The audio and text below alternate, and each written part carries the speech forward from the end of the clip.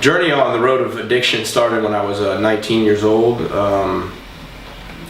19 years old, I basically dabbed into a couple different drugs, did some ecstasy. This was probably around 1999, and I was getting out of high school. I started drinking a little bit, and I drank pretty much weekends at first, and then I kind of basically started drinking the weekends for a couple of years, going to parties and stuff like that, and then the drinking progressed into started to drink every night of the week. So I was probably drinking got to the point where I was drinking maybe 15, 20 beers a day, and that lasted from 20 to 26. I didn't do any drugs or anything like that, just drank. I didn't know that drinking really was going to do something, had an effect on my life in any way. I didn't know anything about recovery or anything like that at first. When I turned 26, I started hanging out with the crowd that was doing cocaine, and basically hanging around the wrong crowd too much. I started dabbling here and there with the stuff, and I basically one day bought my own bag, and I really didn't know the power of that drug and how it was going to affect me. I instantly got hooked on it because it would allow me to drink more. And so as I'm doing this, it would start off with a half a gram, of the stuff, and then I basically progressed already to 2 or 3 grams a day.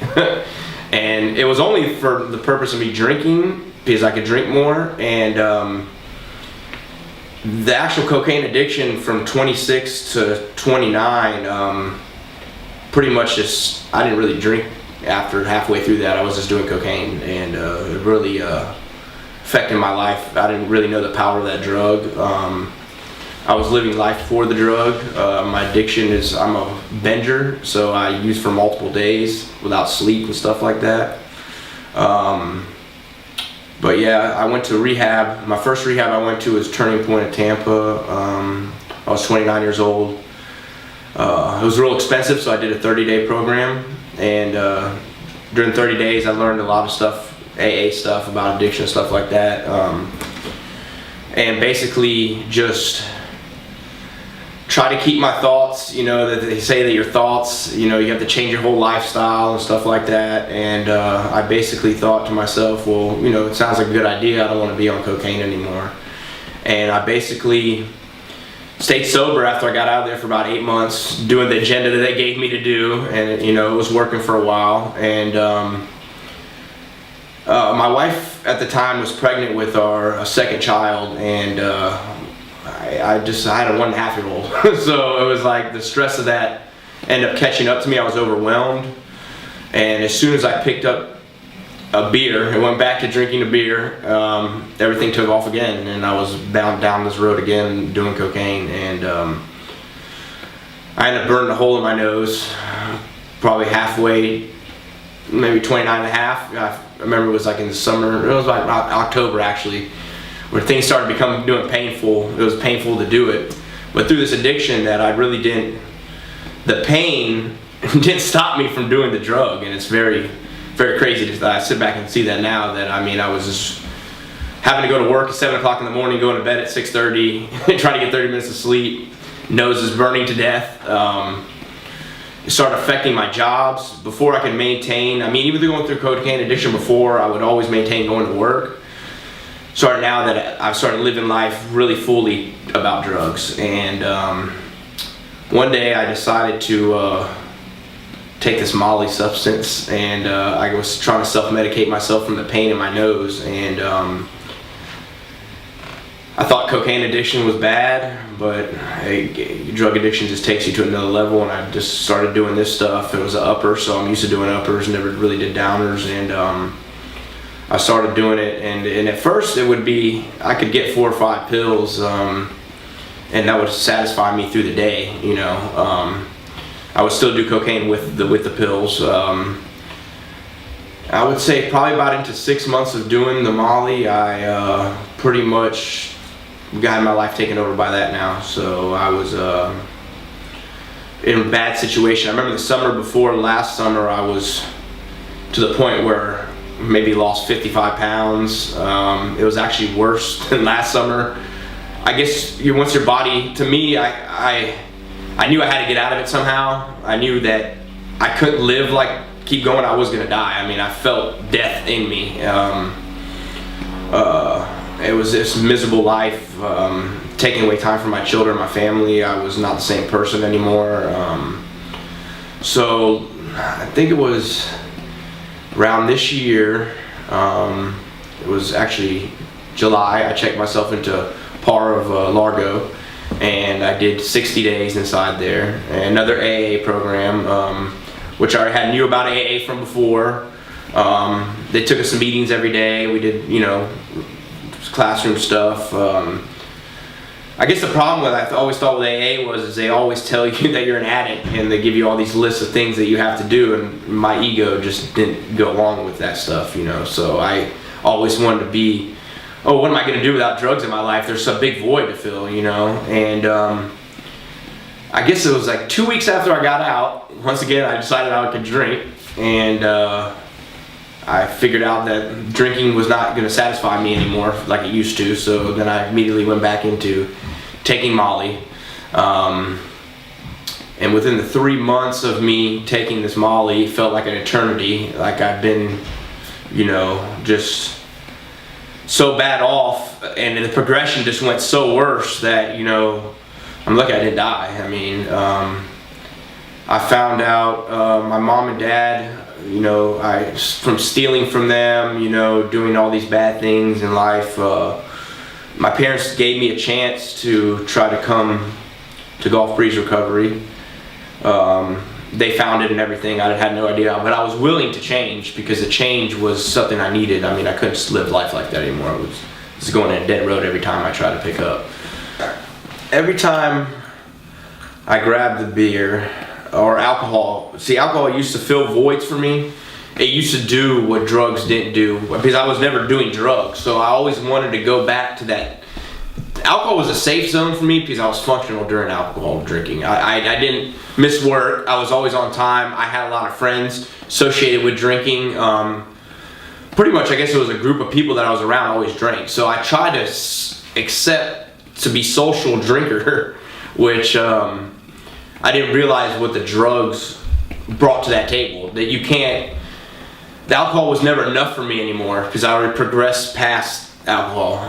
What I was looking for was to be accepted by society still, because I didn't, when I progressed so far into drugs, I isolated to myself. So I kind of wanted to go back to the beginning to drink again and be sociable with people, But I noticed that when I picked up that first drink, now I'm a shut down drinker. I had to shut down the place. It wasn't like before where I could stop. I had to, keep going and going and going. And within a couple of weeks of just drinking, it wasn't really good for me. It wasn't what I wanted anymore. Well, Golf Breeze Recovery came into my life at the time. My parents were doing some research here now, because my parents really didn't know. The first time I got in rehab, they didn't understand what addiction was. We weren't on the same level. Like, I get out, they thought you're cured after you get out of rehab. They never were doing drugs, so they didn't know anything about this. And when they found Golf Breeze, I at the point I was not gonna sit there and not say that I'd go, because my life was such in shambles. What do I have to live like? This is not living life. It's just at a wall, and you can't get out of it. And when I first heard about going, I basically took, to come here to Golf Breeze, I just thought that what could I lose from coming? I mean, I can't lose it. I'm already at the end of the road right now. What else all it could do is turn around from this point. And I basically was accepting. Every time I think to my children, like, I'm leaving a part of your life, for my selfishness, for fill my ego and fill all these thoughts that I try to bury, which they don't exist to me, And so I accepted to come, and it was the worst part about it was 5 days before Christmas. So that started playing a little bit of psyche in my head that it's 5 days before Christmas. But I thought to myself, I put myself in this situation. You know, there was nobody else to blame but myself, and I was accepting of that before I walked in the door. You know, I was accepting that. You know, what is Christmas if you're not gonna? What is one Christmas if you can't spend the rest of your life doing Christmases, you know, with your family? And I really felt that I thought that I could change. That this would give me an opportunity, even if I didn't get it, to really look at myself again and, you know, Paul, what happened to you? Where did you go wrong at? And I felt that I think right now, even past today, that it probably was the best thing that I've ever done. You know, is to get experience in life of, you know, that you don't have to be this bad person anymore. You could change your life, and you're still a good person, and drugs don't have to own you like they own me. And so when I came in the doors here, their philosophy, I had no idea about what they were talking about in here. I really didn't. And it was probably a good week and a half that I was sitting in one of the classes, and Reed was talking about, he kind of had my mind distracted on two different subjects were going on. One person was asking a question, and I was looking at on the board what he was writing, and all this energy just came, and I had a spiritual awakening, and it was the wildest thing that ever happened to me, because it was like all this stuff that I'm thinking isn't real, and it's only me that can live life through me, you know, and no one else can affect my life. Only I was affecting it. And for the longest time, it was pity Paul all the time. I always put myself to where, I'm a drug addict, I can't get a job, and I'm pitying myself, and you know, there's no answer to this. I'm an addict for the rest of my life. AA taught me to be an addict. And I learned that I'm not an addict. You know, you're physically addicted to drugs, and once that physical addiction comes off, you're just a regular person again. And with this process that they give you here, you know, you can just live and live life through awareness and be aware of. I'm so aware of things that are going on. I live in the present nowadays, and I don't live in the past.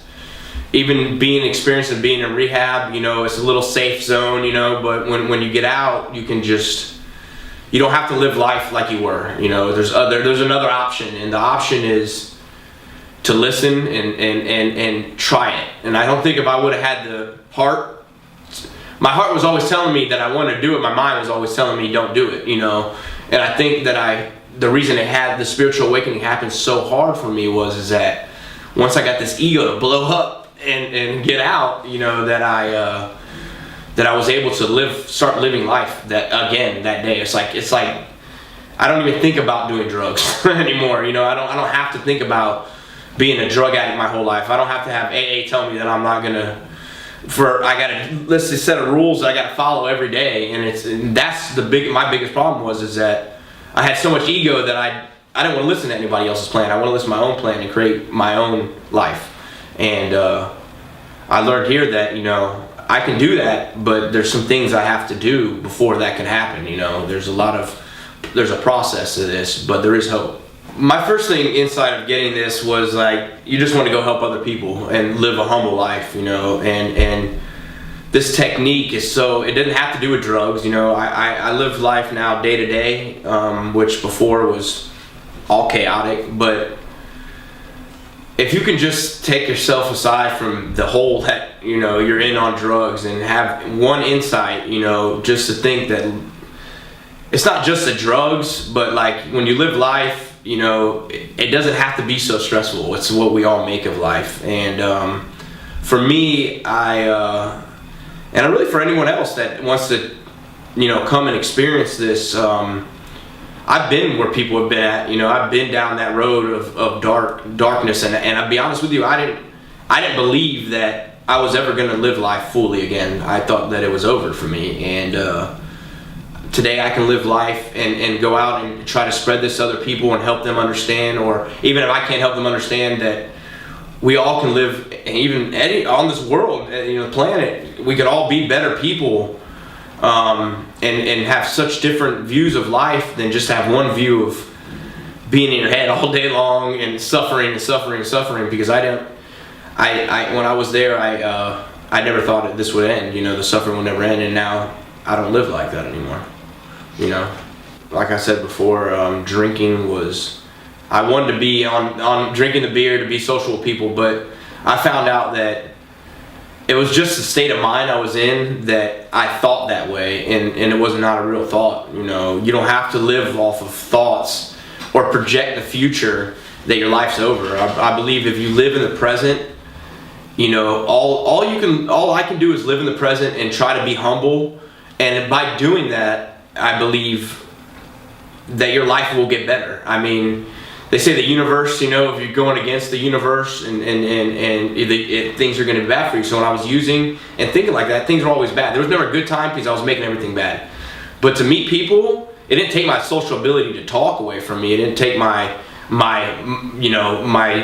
charm or to go get people or have a good life. And drugs had nothing to do with that. It was me that had everything to do with it. And I'm going to go out there and live life now with the weight off my shoulder, and I don't have to think that crazy stuff anymore that no one's going to talk to me or I'm going to be left out of things. And maybe I was left out of things because people that don't do drugs, I think they don't want to be around you. But you can be around so many people not doing drugs and have the same amount of fun and not have to have make yourself feel that you're nothing, because I felt like I was nothing for everything, and it's like I'm living life all over again. Like I'm out there, I want to meet people, I want to do things and give a good life for my children. And if I have this thought process now, what could I do to inspire my children at this age for them to go on and never have to experience what I experienced? I'm lucky that I have a 2 and 4 year old and I don't have an 18-year-old or some, you know, older teenage kids that would have seen me as such a... I can't be a role model if I'm all about myself. Self-centeredness to me was everything. I would try to find ways to get drugs instead of meet my responsibilities. It would come to Christmas, I'm buying stuff from Walgreens for my kids because I spent all the money on drugs. You know, and now it's like I can live the full life with my children and experience this with them. And maybe stop them from going into this chaotic thinking from the beginning. And I think if I can do that, I could really basically start a process of good thoughts, and our household could be whole when there was so much darkness at one point. And I just thank God really that I'm still alive and I have an opportunity to spread back to some people what I took from them. You have a thought process, you know, and your thoughts are always going online, but then something happens in the middle of that thought process that you attach feeling to. So when the feeling came, I guess he made an example like your mom's yelling at you at home for something that you may not have done, but I'm always looking at it like she's pissing me off, and you know, and it was never her that was actually pissing me off. It was me that was pissing myself off. And when I found out that, it just blew my mind to the point that they say that I jumped from level ground to 10, 20 floors up at one time. And that's why I was so overwhelmed with joy. Like, oh my God, I don't have to live life. Like, my whole life is, you know, from my eyes has changed, you know. The change for me most, I connected right back immediately to drug thoughts. Because when the change occurred, it's like, oh my God, it's not the drug that's really addicting me. It physically can addict you, but it mentally can't addict you. And it was just and anything I can't affect someone else's life. You know, I can only affect my own. And once I had that philosophy immediately weight was lifted off my shoulder completely. It was just completely lifted. For me, I went through a lot of steps before, and basically what this program does is they focus on the 12th step, which sometimes you'll get, I'm not going to say that everyone gets a whole spiritual awakening at one point, and if you don't, you know, you can't give yourself, you keep trying, and I had a lot of motivation in me to be a better person already from the disaster I was in. But the difference is that once your conscious changes, and what they angle on all these, you know, lectures and talks to you about is that once your mind expands, it can never go back to original thinking. And that original thinking I had with the drug thoughts was immediately gone. It was immediately gone. And I've never been to a program where you don't have to do work to get that here. You're just gonna get it, and you're gonna have highs and lows. And I'm not gonna tell you that life doesn't bring highs and lows, but you can have a little bit of space between a thought and look at it before your whole head fills with chaos and you attach feelings to everything. And once you have that insight of doing that, you'll never go back to thinking the way you thought before, because now you know that everything's coming from you.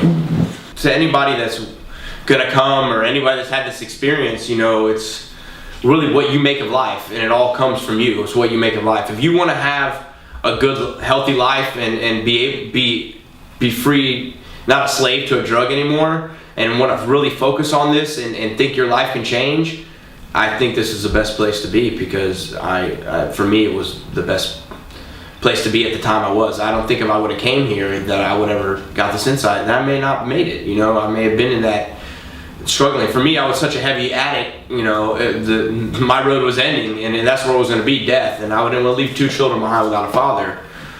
But I would have never changed anything about coming this way. I mean, I was something higher than me accepted to come here, and I made the right choice. And that choice, I can live with it now. I can live with this way of life, and I can live with myself that any of my children will be in my life now, which they weren't at all. I have to show action in my life. It's not like you're going to come out and everything's going to be all this big change. But if I can come out knowing what I know and have action with them and show them, everything time tells for you to get new memories in your head of a person, and I'm willing to do anything I have to do to show that. If I want to keep living a life in turmoil, I'll keep going against the universe, and it tells you, your body's telling you something's wrong. See, I never knew that. I never knew the difference from your body and your mind telling you, when your body's aching, it's because you're not doing what you're supposed to be doing. And it was all me all the time, and I love that I know that now, that it was all me. It's not anybody else but me. I'm not going to put myself in a situation where I'm going to hang out with people, you know what I'm saying, and put myself, because any bad vibes you hang around the barbershop too long, you're going to get your hair cut kind of thing, and I believe in that, you will, but I don't have to live my life around these certain base people. If someone's not willing to change and, has bad karma around me, I'll just walk away from the situation, because I'm not going to be here in that lifestyle again. Knowing what I know now, is just, it was always me in that process of, listen to some people and I made bad decisions, but the decision came from me. And I can't blame anybody else for me doing drugs. It was all me that ended up doing drugs. I can blame the fact that I put myself in a bad company of people and a bad lifestyle. But at one point, I really thought that everyone did drugs, because I would be like, when I was a kid, I was a kid and I was thinking, like, I've never seen as many people do drugs as I'm doing. But it really was this, I've lowered my standards so much that now I'm in the drug standard and I'm living life through drugs. And it was such a vicious cycle. But I'm not going to tell you that I wasn't glad that I experienced such craziness in my life, because I think from the craziness, I think that I can look back at that and be like, there's a time in my life that, I was so low and there was a way out.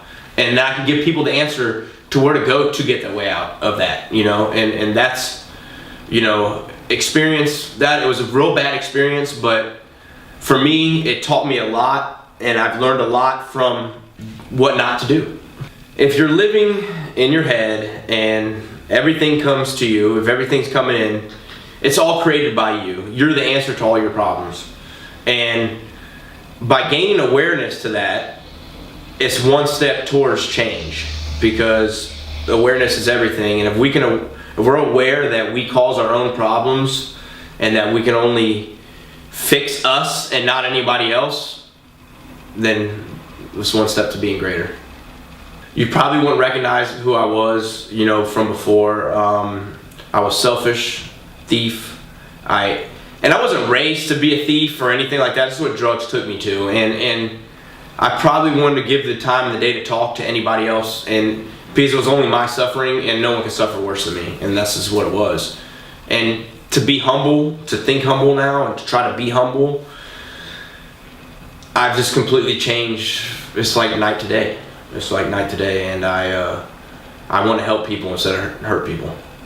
I want to help my mom and dad understand this way, because it's, you know, regular people, it doesn't have to be drugs to get this. I mean, you could probably come into the street, from the street, and come in here and check yourself in and come out with a better understanding how to live life, you know. And my mom and dad especially, you know, I see how their thinking is, and you know, how at the house, and to me, if we could get everybody to change the way of thinking, this world could be just a better place. It just really could be a better place. And I didn't see it that way before. I saw, you kind of have this, you live in life, everyone lives in this thing that, you know, all the problems come from everybody else, or all the problems are someone else, and I want to change where I live and this and that. It doesn't have to be that way. You can still live your life the way you want to live your life, and nothing has to change. It's kind of funny, because being an addict, you don't think, oh, you're stupid, you're smart, you don't do drugs, you know, you're doing drugs, and you're not the smartest person in the world. But really, you're a very smart person. To live that life on the streets and to get what you want every day takes challenge. And I have the ADD kind of situation where the books go out, but I do, in the classes, I do get the insights, and I learn from how people have had the thinking longer than me, and I get what they're saying. I ask questions, and then I remember these things, and then I apply everything to my thinking. Just going to the counselor's office now is just like enjoyment to me, because I sit back and I sit there and I you know, go over my day, and me and her connect with each other and understand exactly we're on the same level, and it's just an awesome experience to have that. And other people that know this, it's an awesome experience to have with them all together. You know, it's like everyone's so happy. You don't have to be that miserable person anymore. I'm not a miserable guy anymore. I'm living life day by day, and I'm not projecting what happens and what's going to happen. And like I said, there's going to be times where you're just going to have to sit through what you're sitting through. You know, there's going to be times where you're going to sit through anger, sit through depression. But if you can identify all this, what's really the problem? The thing with the drug addiction is that you're so down in a low position that, like, you don't feel there's escape. Like, you think that you're going to continue on a pattern of destruction because that's what you've been used to so long. It just is lifestyle. Whatever your life was before, it alternates it so completely to the opposite side of it that you're trapped. And to be trapped where I was at was like, there's no way out. You know, there's no way out of this. It's just going to be like this. There's no hope. But when I came to get the thought, when I came in here and found out that it's all me creating this non-hope, it's all me creating this addiction that's not real, it's all me being miserable, I was just so ecstatic that I you can ask anyone in here, I was just so ecstatic that I really couldn't I didn't have to feel anything. I was just doing it, just doing life, you know. Life wasn't doing me anymore. I was doing life, you know, and I wasn't a prisoner to life. I just live my life now, and I don't have thoughts. I just it's ahead of like clarity, you know. And I'm not gonna tell you that there's a couple times it shakes, but I get it right out, you know. There's no voices anymore, you know. There's a lot of voices in my head from before. 12-step program. In this program, the 12-step gives you an agenda to how to live your life. To me, that's still living life as a prisoner, because you're not really living life if you have to go to a meeting. And which I'm not saying I may not go to a meeting or a meeting's bad, you know, because you meet people that are sober and it's a good place to meet people. But if you're thinking that this is a routine, and if you don't follow the routine, you're going to fail. And that's what AA puts you on, is that 2% of people in rehab make it and the rest don't, and it's completely fabricated. It's not true. For me, it's not true. To me, I don't have to go to a meeting to stay sober. I don't have to work all these steps to stay sober. I can stay sober knowing that I'm fully aware of my situation. I put myself around, you know, good people.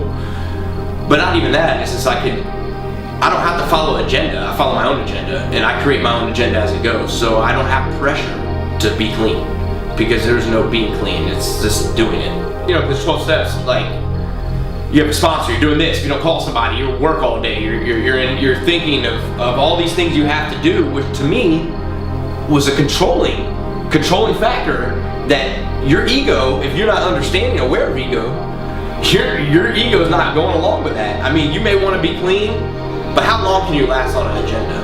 and typically on agenda. If you're just coming off drugs, that's why I don't believe that it has worked so many times for so many people, is because the agenda they have to follow. There's such an agenda there.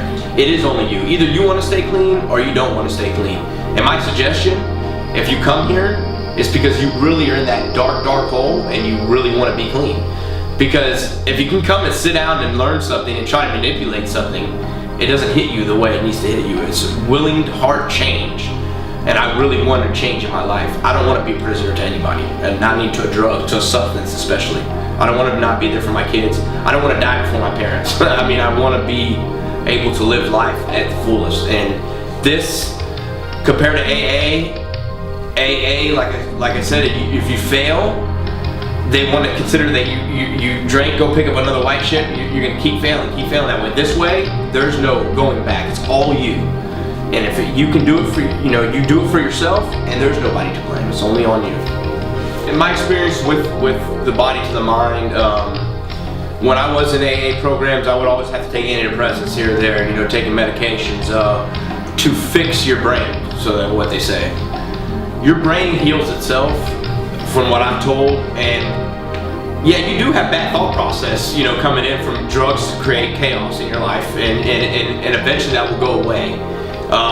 When the bad thoughts come in, I can justify where they're coming from, the feeling, which no medication has ever done that for me. I didn't take any medication. I haven't been on medication, been here, and it's all a game.